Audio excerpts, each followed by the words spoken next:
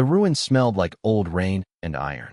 Darrow Vale had been inside Veth Hollow for about 3 hours, and in that time, he had found 2 usable gear casings, a length of copper pipe that was only slightly bent, and a flat stone that was good for nothing except sitting on while eating bread. He was eating the bread now, crouched beside the collapsed frame of an old mechanical crane, listening to the wind move through the gaps in the stonework above him. He was not thinking about anything grand. He was thinking about the bolt he still could not get loose from the lower axle casing, and whether the foundry would accept bent copper pipe, and whether his sister Britta had remembered to pick up the oil he had asked for 2 days ago. He was a practical man. His mind ran on practical things. The warmth was the first thing that did not fit. It came from somewhere to his left, low to the ground, behind a pile of fallen stone and old timber. Not a fire. It was too steady for a fire, too even. It was more like the warmth that comes off a kiln after it has been cooling for hours, deep and radiating and quiet. Darrow finished his bread, brushed the crumbs off his coat, and went to look. He told himself it was because heat meant fire risk, and fire risk in a ruin full of dry timber meant a problem for his salvage work. That was true. It was also true that he was simply curious. He moved 3 heavy stones and a rotten beam. Underneath was an egg. It was not large. He had expected something larger, based on what he had seen of dragon eggs in books. The ones on display in the Hall of Bonds were enormous, pale as chalk, set on carved stands with gold fittings. This one would have fit under his workbench. The shell was dark, almost charcoal gray, and dull, with no shine to it at all. There was a crack running from the top almost to the bottom on one side. Around the base of the egg, half buried in soil, was a flat piece of carved stone with official lettering cut into it. He crouched down and read it. Condemned. Non-viable. Royal Dragon Registry, Year 412. He stayed crouched for a moment, reading it again. Year 412 was 3 years ago. This egg had been left here 3 years ago, buried under rubble in a ruin that nobody visited except salvagers, with a stone marker that said it was not worth keeping. He had seen condemned stamps before, on equipment, on buildings, on sections of road. He had never seen one on a living thing. He did not know if the egg was still living. The warmth suggested it was. He reached out and put his hand against the shell. It was definitely warm. Warmer than the air. Warmer than the stone around it. He stood up and looked at it for a moment longer. Then he picked up his tool satchel and started walking back toward the crane. He made it about 6 steps before the egg cracked open. It was not a dramatic sound. It was a dry, splitting sound, like a knuckle popping. Then another crack, lower. Then a long pause during which Darrow stood very still with his back to the egg, satchel over his shoulder, not moving. Then a small, wet noise that he could not identify. He turned around. The hatchling was standing in the broken shell, looking at him. She was small, smaller than he had expected from anything called a dragon. She was roughly the size of a large house cat, dark gray with faint lines of amber running through her scales like veins in stone. One of her horns grew slightly crooked.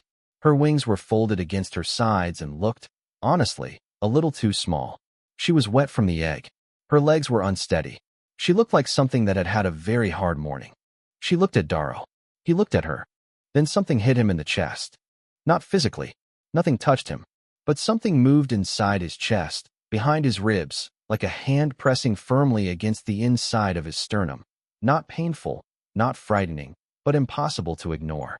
It was an emotion, he realized after a moment, but not one of his own. It was relief. Pure, complete, bone-deep relief. The kind of relief a person feels when they have been waiting for something for a very long time, in the cold and the dark, and the thing they were waiting for has finally arrived. The hatchling kept looking at him. Her eyes were amber, the same color as the lines in her scales. Darrow felt something click inside him. That was the only word for it. A click, the way a gear engages a socket. A lock closing. He did not understand what it meant. He only knew that it had happened, and that something had changed, and that the hatchling was now looking at him the way a thing looks at the only solid ground it has ever found. He stood there for a long time in the cold ruin with the broken egg behind him and the afternoon light going pale through the gaps in the stone above, and he thought about what to do. He thought about leaving. He thought about it quite seriously for at least 30 seconds. Then he took off his work coat, walked back to the hatchling, and wrapped her in it carefully. She did not resist. She pressed herself against his chest and made a low, soft sound that he felt more than heard. The relief was still there in his chest, quieter now, settled. He picked up his tool satchel with his free hand and started walking back toward Varenhold. He had not found nearly enough scrap for the foundry contract. The copper pipe was still bent. He had forgotten to check the lower axle casing for the loose bolt. None of this felt as important as it should have. He was not sure what to do with that feeling. He was a practical man. He would figure it out. By the time he reached the edge of the city, 3 people had already seen him, and 2 of them had stopped to stare. Word traveled fast in Varenhold. He did not know that yet. He was still thinking about the bolt. The clerk at the Hall of Bonds registration desk laughed. It was a short laugh, the kind a person makes when they hear something that cannot possibly be true. Then he looked at the dark gray hatchling sitting on the counter in front of him, looked at the grease-stained man standing on the other side of it, and stopped laughing very quickly. Darrow had come first thing in the morning, before the hall opened, and waited outside on the steps, because it seemed like the correct thing to do. He had read, somewhere, that a new bond had to be registered within 72 hours. He had not slept much. The hatchling had spent the night in his workshop, chewing methodically through 2 wrench handles and one corner of his workbench, and projecting a low, steady hum of contentment that made it very hard to feel annoyed about the wrench handles. He told the clerk everything that had happened. The ruin, the egg, the condemned stamp, the feeling in his chest, the click. The clerk wrote some of it down, stopped writing, looked at the hatchling again, and then sent a junior attendant running somewhere deeper into the building at a speed that suggested urgency. Lord Aldrich Fane arrived within the hour. He was a tall man with the particular stillness of someone who had spent decades being the most important person in every room he entered. He wore the official robes of the bonds master, dark green with the registry seal on the chest, and he moved through the hall with the slow, deliberate pace of a man who did not need to hurry because the world arranged itself around him. He stopped in front of Darrow. He looked at the hatchling. Something moved briefly across his face. Surprise, contained immediately, compressed back down into an expression of neutral authority. He asked Darrow to explain the situation. Darrow explained it again. Fane listened without interrupting. When Darrow finished, Fane nodded once, very slightly, as if confirming something to himself, and then called for a nullification circle.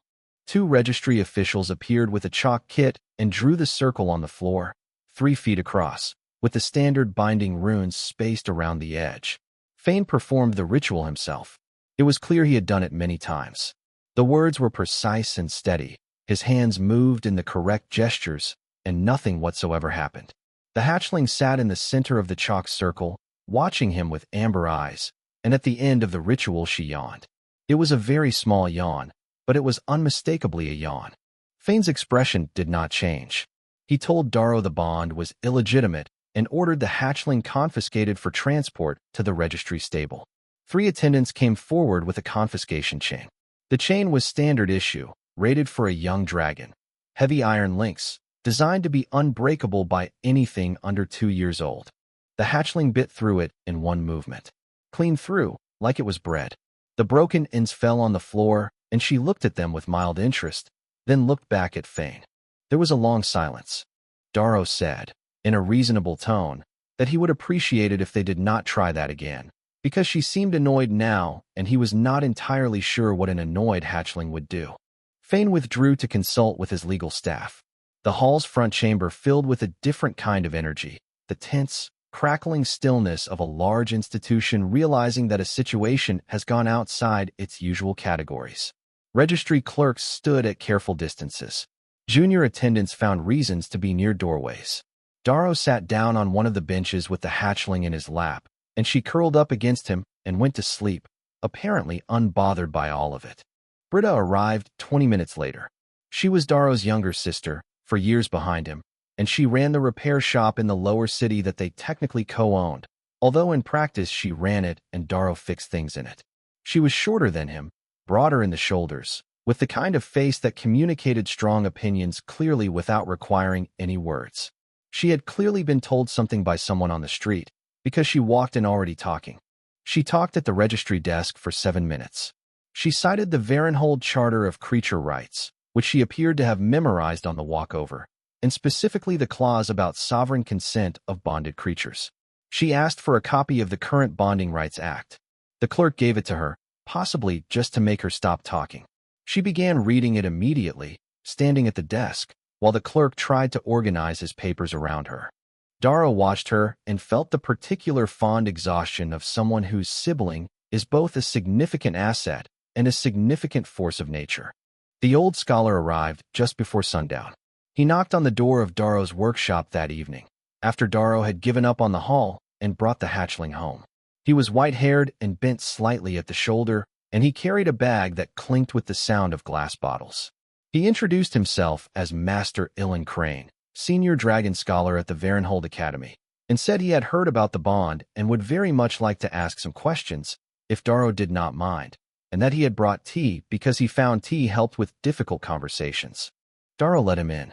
The hatchling, who had been gnawing on a gear casing, looked up at the old man. The old man looked back at her with the concentrated attention of someone who has waited a very long time to see something and cannot quite believe he is seeing it. Crane sat down and explained, over tea, what a free choice bond was. It meant that the dragon had chosen entirely on her own, without any ritual, without any ceremony, without any approval from any institution. No bloodline requirement, no certification, no sanction process. The dragon had simply decided. In 40 years of study, Crane said, he had found records of 11 free choice bonds in the written history of Varenhold. Every single one of them had changed something significant. He was not sure what this one would change. He was looking forward to finding out. He opened his bag and produced a journal. He asked if he could begin taking notes. Darrow said yes, provided Crane could also tell him how to stop her from eating the furniture because she had started on the chair leg. Crane looked at the hatchling. He looked back at Darrow. Something in his expression shifted. It was something like hope, the careful, guarded kind that old men allow themselves when they have been right about something for a very long time, and the world has finally, belatedly, provided the evidence. He said he thought they were going to need a bigger workspace. 3 weeks after the bond, the Hall of Bonds was forced, under the creature rights clause that Britta had found, which had not been successfully invoked in 60 years, and which several registry officials had apparently forgotten existed, to assign Darrow a provisional stable on the eastern edge of the city. It was not a good stable. The roof leaked in one corner, the stalls were sized for horses, and the previous tenant had left behind an enormous quantity of old hay that smelled strongly of something unpleasant. Darrow spent 2 days fixing the roof and 3 hours on the hay situation. Sarah spent that time growing. She was the size of a large dog by the end of the first week. By the end of the second, she was closer to a pony. Her appetite was considerable and specific. She refused meat that had been salted, accepted fish only if it was fresh, and had a strong preference for a particular type of river eel that required Darrow to make arrangements with a fisherman on the south bank. The fisherman was surprised to have a new regular customer, but asked no questions, which Darrow respected. He named her Sarah. She had projected the word to him one morning, or something close to it. Not a sound, but an image, herself, and alongside it a shape that felt like a name the way a key feels like a key even before you know what door it opens. He used it from then on. She responded to it immediately and ignored everything else, which he took as confirmation. Darrow approached the challenge of living with a dragon the way he approached every mechanical problem he had ever encountered. He looked at it carefully, made notes, tried things, and adjusted based on what actually happened rather than what he expected to happen. He read all 4 of Crane's books on dragon development and care. He took notes in the margins, which made Crane visibly pained when he saw it, but which produced, Crane eventually admitted, several observations that had not appeared in the books. The standard harness provided by the registry was the first thing that clearly needed fixing. It was designed for a dragon of average proportions, and Sarah was not average. Her neck was slightly longer relative to her body than the standard model assumed. Her chest was broader at the base. The wing attachment points were in slightly different positions. The registry harness pulled wrong, and she wore it with the stiff tolerance of something that has decided not to complain, but would like the record to show that it is not happy. Darrow measured her for 3 evenings with a length of cord and a set of calipers he borrowed from the workshop. He drew diagrams. He thought about load distribution, how the weight of a rider, if there were ever going to be a rider, would travel through the harness points and down into her frame, and whether the frame could take it without stress concentrations at the wrong joints.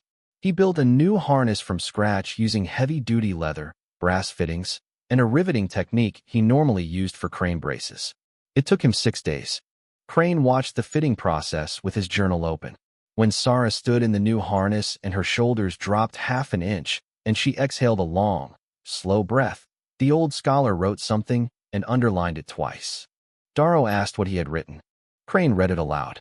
He had written, "The mechanic does not know that what he just built is better than anything the royal stable has produced in 30 years. Darrow said it was just load distribution and pointed out that it was the same principle as fitting a brace on a crane arm. You had to put the support where the actual stress occurred, not where convention said the support should go. Crane wrote that down too. The leg was next. Darrow had noticed early on that Sarah favored her left foreleg. Not dramatically. She did not limp. She did not show pain openly, but she placed it with more care than the others, and on cold mornings she was slower to put full weight on it. He examined it one evening with a lamp and patient hands, working gently from the shoulder down while she lay still and projected something that was not quite patience and not quite resignation, but somewhere between the two. He found it near the lower joint, an old injury, healed badly, that had probably happened inside the egg when she was compressed in the wrong position. The bone itself was fine. The connective tissue around the joint had scarred in a way that limited its range and put uneven pressure on the surrounding structures every time she walked. It was not fixable exactly, but it was braceable. He had done the same thing for a foundry worker once, years ago, with a wrist injury the doctors had called permanent.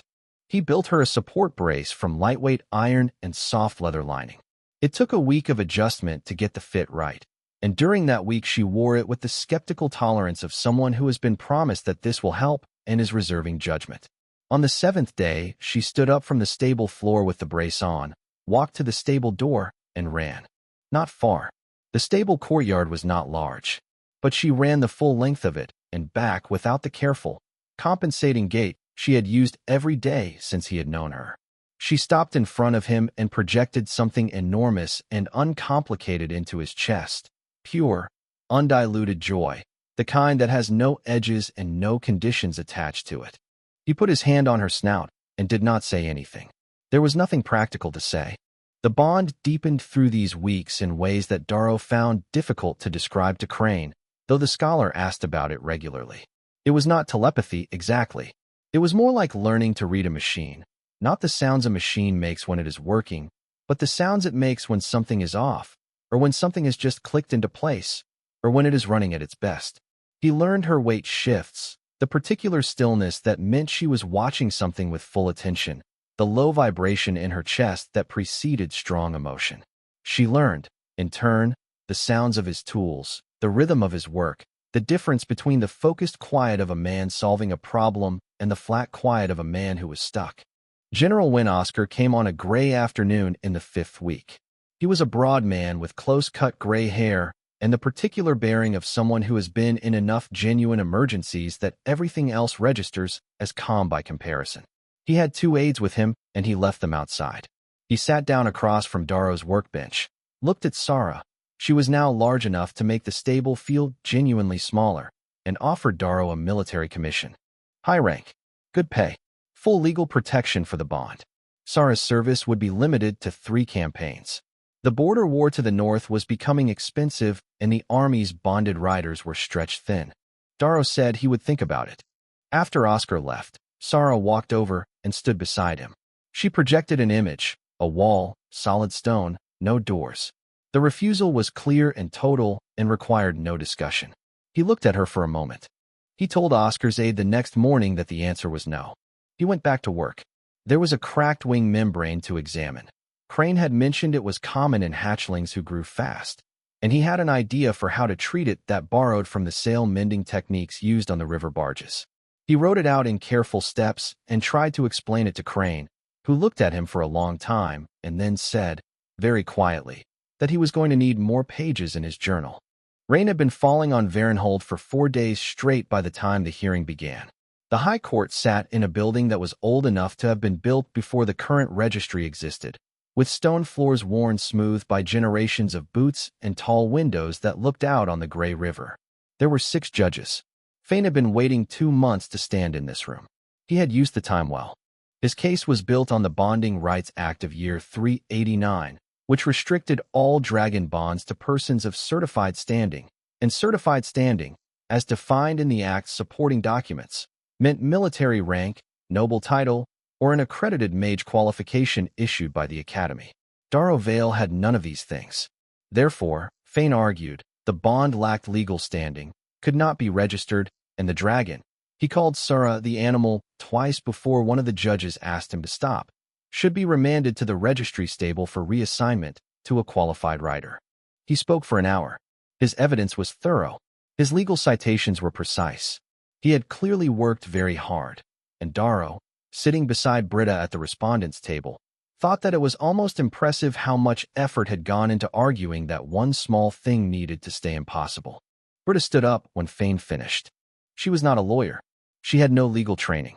She had the Bonding Rights Act, which she had now read so many times that she could cite it by page and paragraph, and she had the Charter of Creature Rights, and she had 7 years of running a repair shop in the lower city, which had taught her that when someone tries to use complicated language to explain why something cannot be done, they are usually trying to hide the part where it can. She presented Darrow's case in 2 parts. First, the Bonding Rights Act of year 389, when read in full and not only in the sections Fane had cited, defined certified standing by 2 criteria, not 1. The first was demonstrated capacity for responsibility. The second was the willing consent of the dragon. Fane had addressed the first and ignored the second entirely. She presented Darrow's employment record, 17 years, 0 accidents, 3 official safety commendations from the Varenhold Foundry Guild, and a letter from the guild master confirming that he was, in the guild master's direct words, the most careful and dependable man they had ever contracted. She set the documents on the judge's table one by one. Second, she called Sara. There was a pause in the courtroom when Sara came in. She had been waiting outside with a registry attendant who had been very polite and very pale for the entire morning. She was now roughly the size of a draft horse, still growing, her proportions shifting week by week towards something larger and more settled. She walked in through the side door, which was barely wide enough, and walked to the front of the room and sat down beside Darrow. She did this calmly, without any fuss. She looked at the judges. The judges looked back at her. Nobody spoke for a moment. Sara's amber eyes moved slowly along the row of faces at the judges' bench. She was not threatening. She was not doing anything except existing in the room, dark-scaled and amber-veined and absolutely still, with the unhurried attention of something that has nothing to prove and nowhere else to be. Several of the judges looked at their papers. One of them cleared his throat. Britta said, into the silence, that the dragon had chosen this man, without ritual and without compulsion, in a condemned ruin where no one had any reason to be. The dragon had bitten through a confiscation chain. The dragon had made her position clear on multiple occasions. The question before the court, Britta said, was not whether Darrow Vale met the original criteria for certified standing. It was whether the court was prepared to tell a dragon that her own decision did not count. Crane testified after Britta sat down. He was brief and careful and used his academic authority the way a skilled craftsman uses a good tool, exactly as much as needed and no more. He explained the history of free choice bonds. He explained that in every recorded case, the dragon's choice had proven sound. He said that in 40 years of scholarship he had never seen a dragon choose more deliberately or more clearly, and that in his professional opinion the bond between Darrow Vale and this hatchling was among the most well-founded he had ever studied. Then he said, setting down his notes and looking at the judges directly, "I have spent my career studying what dragons choose and why. What this one chose was steadiness, competence, someone who would look at her and see what was actually there, rather than what he expected to see. That seems to me like excellent judgment." Fane's rebuttal was shorter than his opening. He argued tradition. He argued precedent. He argued that loosening the certification requirements would open the system to abuse, that any person who happened to be in the right place at the right time could claim a bond, that the registry existed precisely to prevent situations like this one. The judges listened. One of them asked him to provide evidence that the bond had caused harm. Fane paused. He said it had caused significant institutional disruption. The judge asked if that was the same as harm. Fane said, after another pause, that it was a matter of interpretation. The judges withdrew for 90 minutes. When they came back, the lead judge read the ruling in a flat, precise voice that suggested he had chosen every word carefully and intended each one to mean exactly what it said. The bond was recognized as legitimate. Darrow Vale was granted provisional bond holder status. A skills assessment would be required within the year, the criteria for which would be determined by a joint panel of the registry and the academy, a concession to the system's existing structure, but one that carried no presumption of failure. The case was closed. Outside the court, in the rain, General Oscar was standing under a wide hat with his 2 aides behind him. He congratulated Darrow with the calm of someone who had known the result before it was read. He renewed his offer. Same terms, same structure. Darrow said he would think about it. Sarah stood beside him in the rain and projected something that was different from the last time Oscar had asked. Not a wall, not a refusal. Something smaller and more tentative. The image of a door, slightly open, with light on the other side and nothing certain about what the light meant. Darrow looked at her. She looked back at him. The rain came down on the old stone of the court steps, and the river ran gray behind the buildings, and somewhere in the city the evening bells began to ring. He did not say anything. He just put his coat over her neck, which was too large now for the coat to do much good, and they walked home in the rain together. The message from General Oscar arrived on a morning in early winter, carried by a dispatch rider who had been pushing hard and whose horse was breathing loud. It was not a request. It was worded like a request, politely, in official language with the general's seal at the bottom, but the words underneath the politeness said, "3 bonded riders have been shot down. The pass is closed. Come now." Darrow read it twice, folded it carefully, and told Britta he was going north.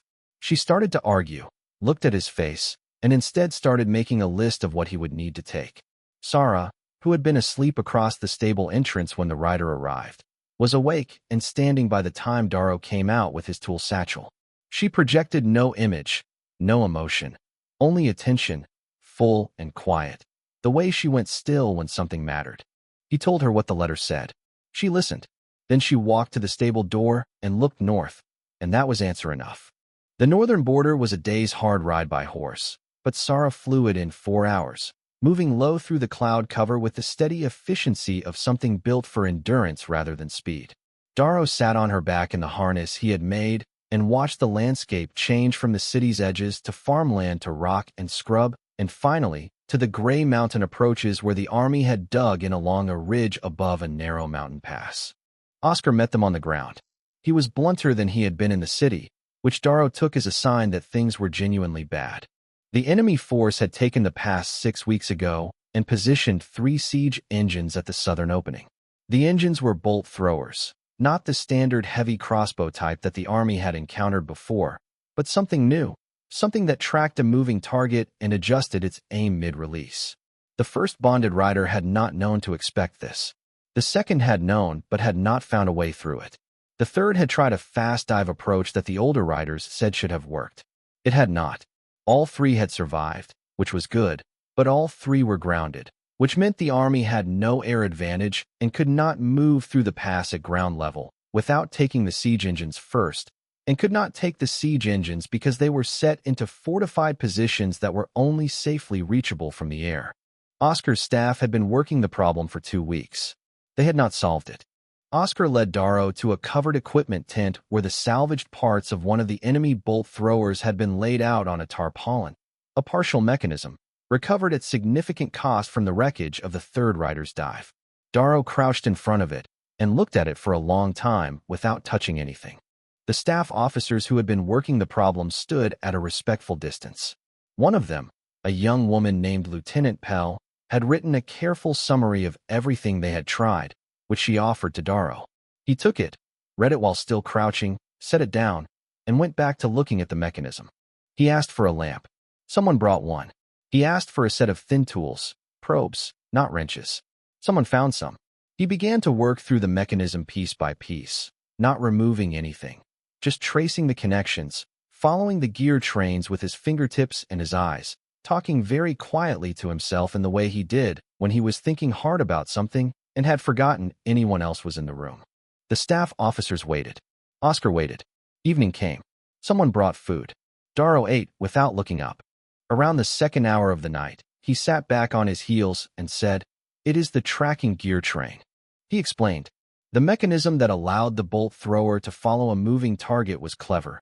Genuinely clever, he said, and he meant it.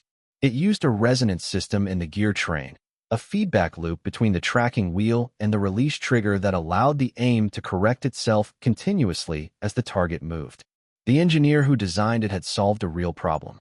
But the resonance system had a flaw. It was very sensitive to external vibration at a specific frequency. If something produced that frequency in the air near the machine while it was tracking, the feedback loop would lock. The gears would try to correct for the external vibration rather than the target. They would overcorrect, and the mechanism would seize. Not permanently, but for long enough. Long enough for a dragon to get past the targeting window. Lieutenant Pell asked how he knew the specific frequency.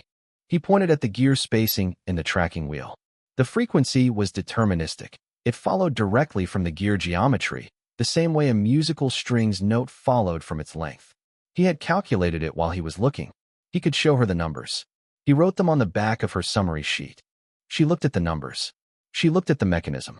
She was quiet for a moment and then said, in a controlled voice, that she had spent 2 weeks looking at this mechanism and had not seen that. Darrow said he had not been looking for what it was supposed to do. He had been looking for what was actually happening inside it. Those were not always the same thing. He built the resonance emitter the next morning.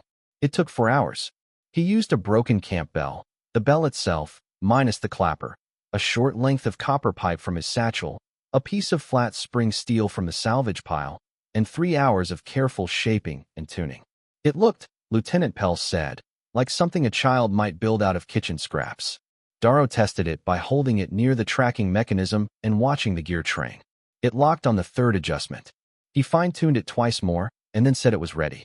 He mounted the emitter on Sarah's harness himself, at a specific point on the chest brace where the vibration would project forward and slightly down, the angle the bolt thrower sat at, relative to a dragon approaching from above.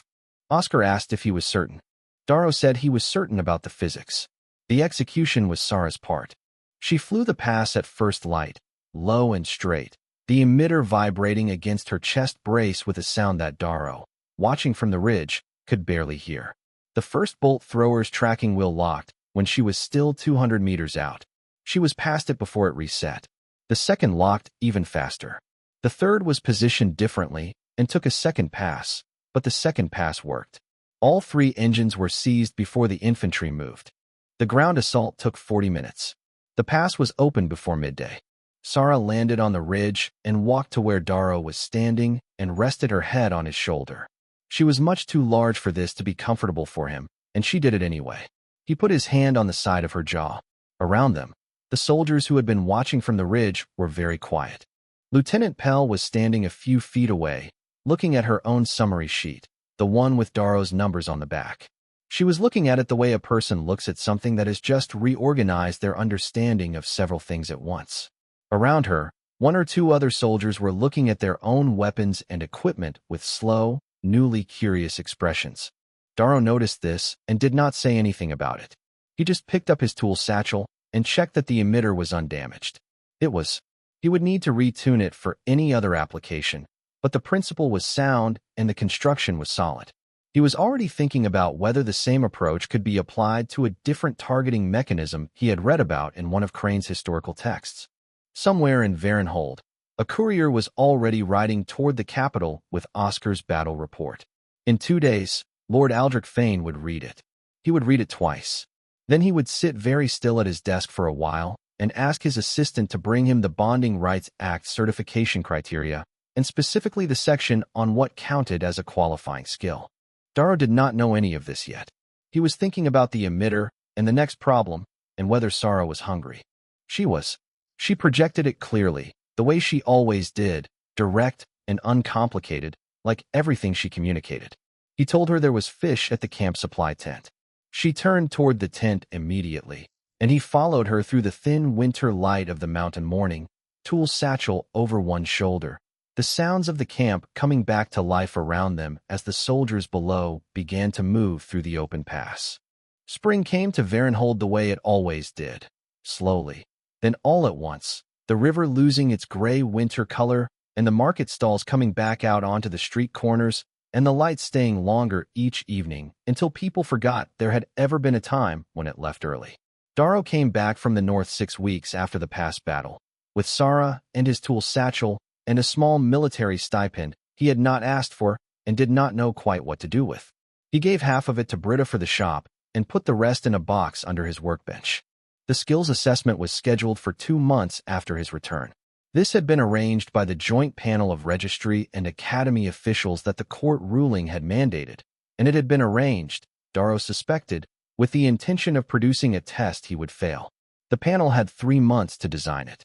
They spent most of those months arguing among themselves about what to test for, which Crane reported back to Darrow with barely concealed satisfaction at each meeting.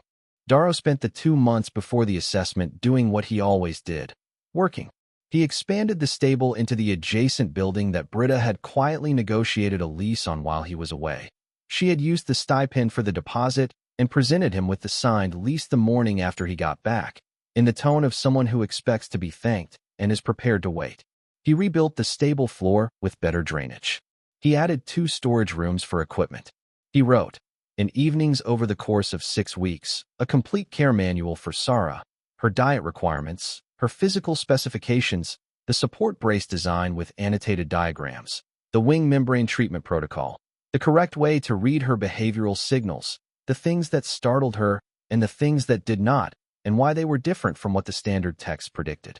He also redesigned the harness system so that it could be fitted to any dragon without custom measurement, a universal adjustment system using sliding brass fittings, and a calibration method based on 3 simple reference measurements that any rider could take themselves. He had tested it on Sarah and on 2 other dragons whose riders had come to him quietly over the winter with harness problems they had not wanted to report to the registry. The system worked. Both riders had said so, independently, without knowing about the other. The morning of the assessment, he arrived at the registry testing ground with Sarah and the documents under his arm. The 5 panel members were already there. They had a set of written tests prepared. They had a combat evaluation course set up in the yard. They had, Darrow noticed, a full nullification circle drawn in chalk on the ground, which he assumed was some kind of formality. He put his documents on the examination table before any of them could speak. The panel looked at the care manual. It was 43 pages, with diagrams. They looked at the harness redesign, the specifications, the adjustment method, the test results.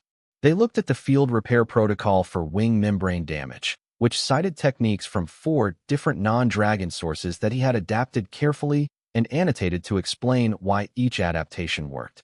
One of the panel members, a senior registry official named Marin who had been visibly resistant to the whole process, picked up the harness specification and read the first 3 pages without putting it down.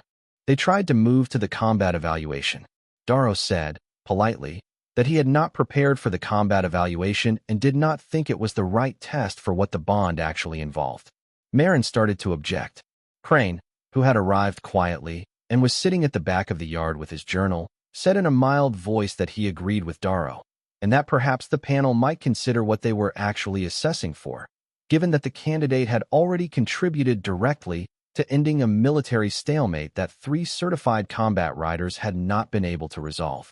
There was a long discussion. Darrow sat on the edge of a fence post and waited. Sarah lay in the yard and watched the panel with amber eyes and projected, into Darrow's chest, a feeling of unhurried certainty, the particular calm of something that knows how this ends.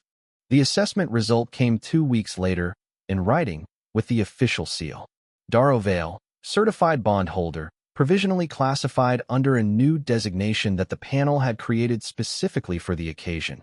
Technical bond practitioner, with full legal recognition and no expiration on the certification. Attached to the ruling was a supplementary recommendation, signed by all 5 panel members including Marin, that the registry should establish a formal category for technical bonding competencies, with assessment criteria to be drafted by a working group that would include, the recommendation specified, practitioners with demonstrated expertise in the relevant disciplines.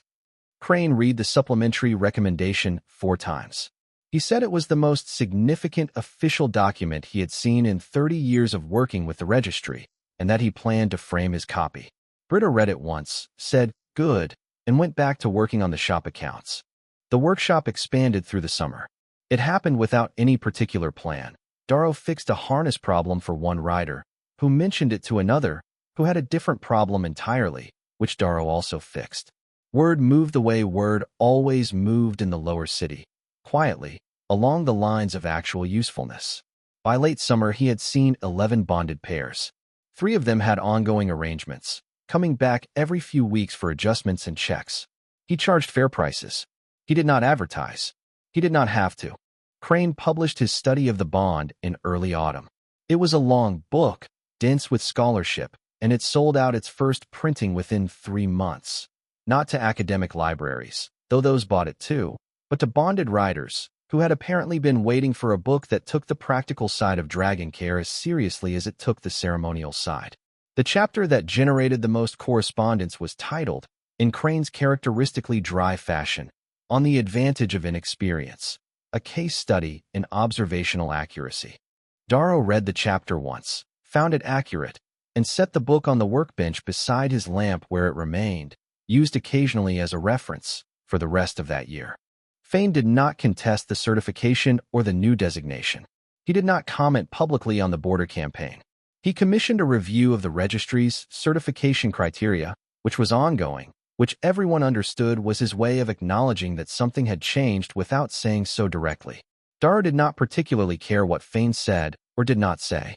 He had a wing membrane to check on Thursday, and a new harness fitting on Friday, and a question from Lieutenant Pell, who had left the Army and enrolled at the Academy on a research scholarship, about whether the resonance emitter principle could be adapted for defensive use. He had written her back a 4-page letter with diagrams. She had written back asking when he had time to meet. Sarah had continued growing through all of this, steady and unhurried, until she could no longer fit through the workshop door and had taken to landing on the roof in the evenings instead. The neighbors complained about the tiles twice. Both times Darrow came and looked at the tiles, agreed that yes, a large dragon landing on a clay tile roof was predictably going to damage the tiles, and paid to have them replaced with heavier stone ones. After the second replacement, the neighbors did not complain again, and one of them, an older man who ran a bread stall, started leaving fish scraps in a bucket by the back wall of his building each evening, which Sarah investigated and apparently approved of. It was a late autumn night when the last thing happened. Darrow was working by lamplight at the workbench, alone, the city quiet outside, and the workshop warm from the small iron stove in the corner. He was designing a new version of the wing brace, not for Sarah, whose wing had continued to develop well, but a general version that could be adapted for other dragons with similar issues. He had been working on it for 3 evenings. He was almost right. One element of the load path kept resolving wrong, and he had not yet found the solution, which meant he was in the particular focused unhappiness of a man who can see the shape of the correct answer but cannot yet reach it. Sarah's head came through the upper workshop window, which he had enlarged in the summer specifically so that she could do this. She was much too large to fit further in, but she could rest her chin on the windowsill and be present in the space without being in the space, which she did most evenings. She looked at him. He looked up. She was still for a moment, and then she projected something into his chest, simple, uncomplicated, complete. Not an image, not a direction, just the feeling of a gear clicking into a socket, a lock engaging. The same thing she had projected at him the first time, standing in the broken shell in the ruin of Veth Hollow, in the cold afternoon light, looking up at the one living thing that had not walked away. He set down his pen. He put his hand on her snout, which was now large enough that his whole hand was a small thing against it. Yeah, he said. Me too. He picked the pen back up. She settled her chin more comfortably on the windowsill and watched him work, amber eyes catching the lamplight, patient and warm and entirely at ease. The city was quiet. The stove ticked. His pen moved across the page. Outside, the autumn stars were very clear, the way they always are over Varenhold in the cold season, burning bright and steady in the dark above a city that was, slowly, and without anyone making a speech about it, becoming a slightly different place than it had been the year before.